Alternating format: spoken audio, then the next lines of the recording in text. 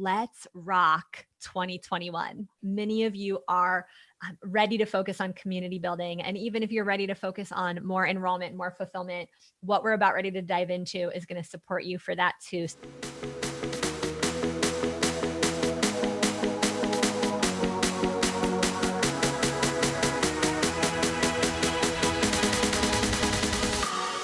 So let's pop over to the slides. I want to emphasize planning key number 3, which is to really position your business to maximize that opportunity for community building. And it's all about positioning. You know, as you guys can see on the picture here, it's like there's a way that some of you haven't taken the time to actually position yourselves. So let me tell you a little bit about how Women Rocking Business has positioned ourselves. One of the things that you've seen us focus on over and over and over again, and that I've gotten invited to speak on for keynotes and on national television, on NPR, I've gotten to speak about community building.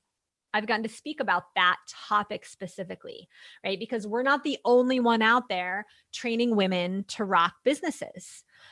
I really believe we have, in many ways, the most robust business training program for women entrepreneurs, especially who are coaches, healers, visionaries. We've really developed some cutting edge strategies that just work for women, but we're not the only one. And so for me to stand out in the industry, we've really had to do what we call micro niching to kind of niche down. And something that I've gotten a chance to be known for is helping entrepreneurs really create community. Now, as we have spread the community building message, we also have a social aspect of our message. So write this down. You're going to want to niche down into a specific result that you offer. And you're also going to want to consider what's your more social message. As I was considering this, I've spent a lifetime being passionate about helping to close the gender pay gap. You know, as many of you know, women are still getting paid 79 cents on the dollar compared to men. And for women of color, it's much worse than that. It's like 59 cents on the dollar. And one of the things that has really helped us to stand out as a brand is that not only are we helping women build incredibly successful businesses, but we have this global mission of helping to close the gender pay gap in my lifetime, which has been it's been something that has gotten us a lot of attention in the media. It's gotten us a lot of brand awareness. Let me give you another example of what this looks like. We have a client, Robin Nielsen, who we'll talk about in a few minutes, who has a brand helping women balance their hormones. But she also is supporting women in developing countries to get the health care that they need.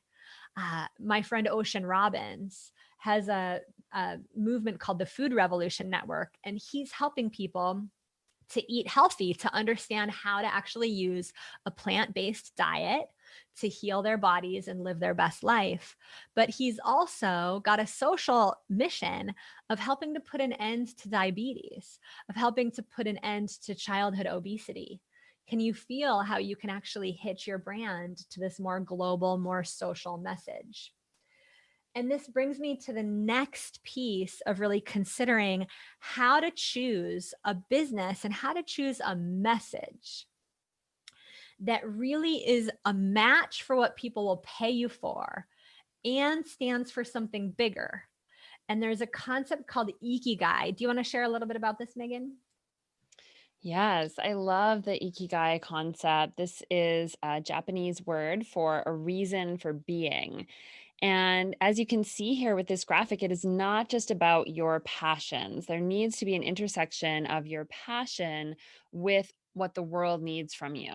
So if you consider these 4 quadrants, what are you really good at?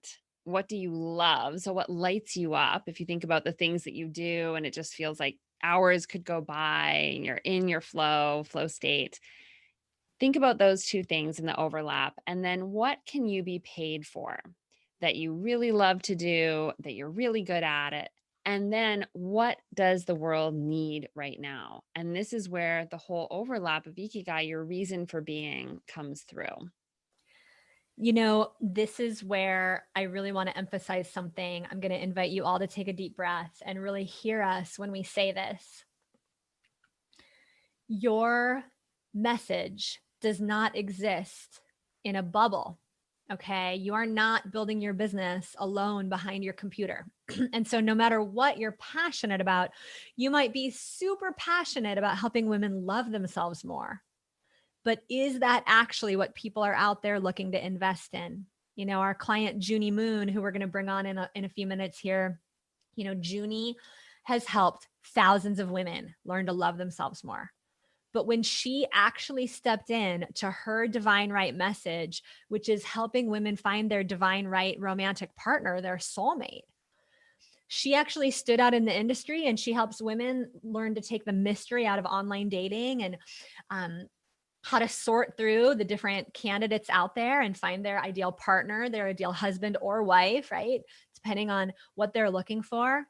And when she landed on the right message, her business began to explode. She's got a very successful podcast. She just interviewed me about my dating life, which I was excited to talk about because I have an incredible new sweetie in my life. And what I'm really pointing to here is that if you get stuck in that loop of what am I most passionate about to give to the world, it can really limit you.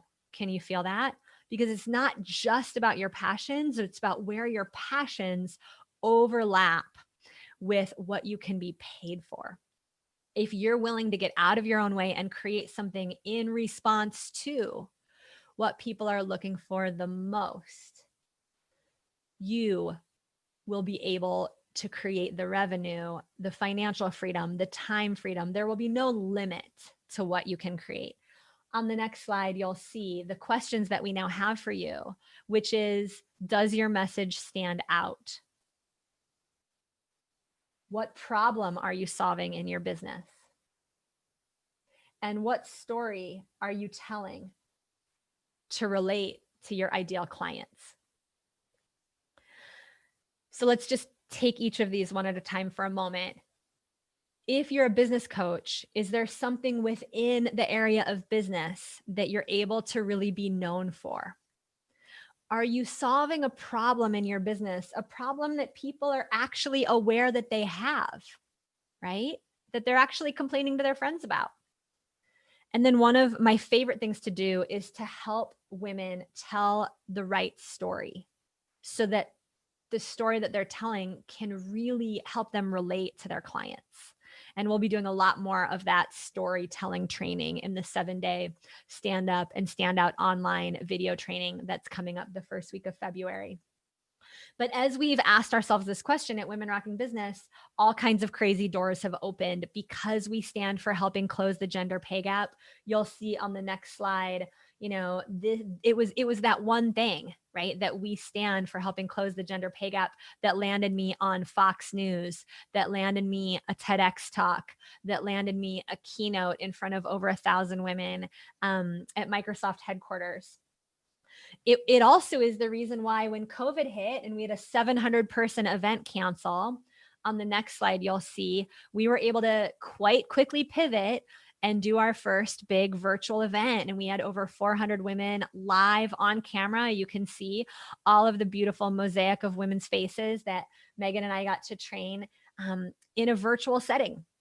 And I also had the opportunity because of COVID. It's like, are you guys willing to pivot? Are you willing to pivot into the world that we now are living in? On the next slide, you'll see that we not only did our first official virtual event, but we continued with the fundraising aspect of the event. So much so that we raised over $12,000 for girls in Uganda, and they sent us this incredible thank you video. On the next slide, you'll see that one of the things we've been able to do and that I recommend you do is reach out to people. Guess what's happening right now? People who are in positions of power and influence are more available than ever before. I've had an opportunity to partner with people I may not have been able to partner with had it not been for the shutdown. I've been able to partner with Mary Morrissey and Dave Asprey and Lisa Nichols and use those relationships to bring my message out to an even greater audience. And so my question for you now is, how do you make your message bigger? than what you're actually selling? What is that deeper thing that you stand for? And is there a humanitarian component of that stand that you're taking? And I'll give you a quick example for Women Rocking Business, right? For Women Rocking Business, we stand for women creating a business that makes a big difference in the world and makes them amazing money by learning cutting edge strategies to build their communities online and to be able to work 12 days a month or less. And through doing that, we teach women to partner with humanitarian causes and give back.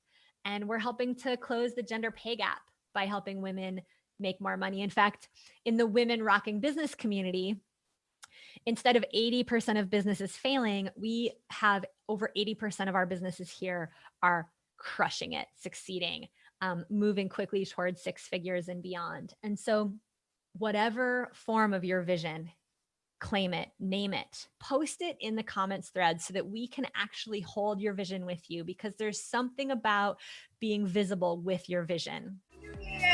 Happy New Year, everyone. We have a new year. It's not 2020 anymore. It's 2021. Let's have some fun. Bye, everyone. And if you got value from this episode, I invite you to hit the subscribe button so that we can get you weekly business trainings in your inbox to help you grow your impact and your income the women's way. Head over into the Women Rocking Business Sisterhood Facebook group and introduce yourself there, because women go so much further when we go together. Just click the button to subscribe and we will see you on the other side.